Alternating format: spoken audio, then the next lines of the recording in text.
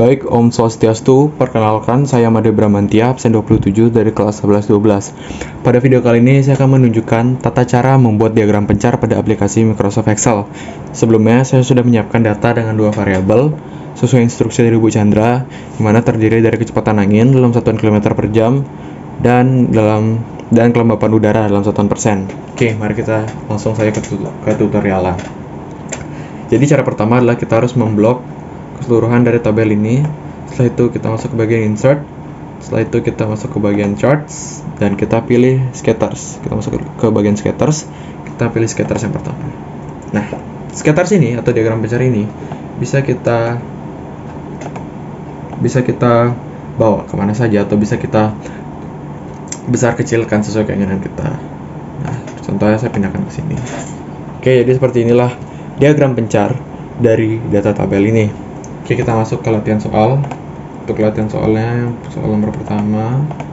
Oke, yang ditanya itu adalah variabelnya. Setelah melakukan pengamatan variabel, saya bisa menentukan bahwa variabel yang pertama itu adalah variabel bebas atau x-nya. Variabel atau x-nya itu adalah kecepatan angin.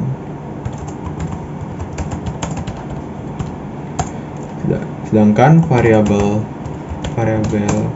terikat atau y-nya itu adalah kelembapan udara. Oke, kita rapikan terlebih dahulu. Oke. Untuk soal nomor 2 itu disuruh menggambar diagram pencar seperti ini sudah. Untuk soal yang ketiga itu kita melihat bagaimana penyebaran data. Seperti yang bisa dilihat, penyebaran datanya mendekati garis lurus atau linear. Di penyebaran data itu adalah mendekati garis lurus atau linear.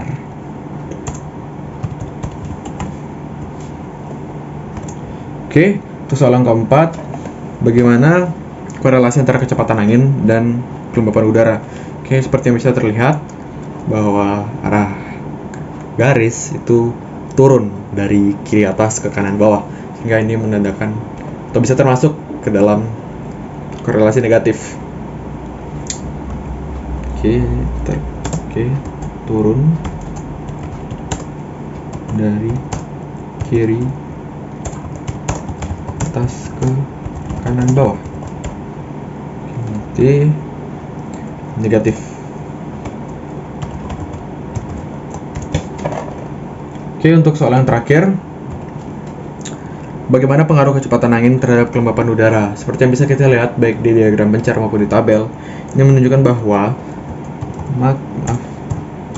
makin meningkat kecepatan angin, maka makin menurun kelembapan udara. Kita rapikan sekali lagi.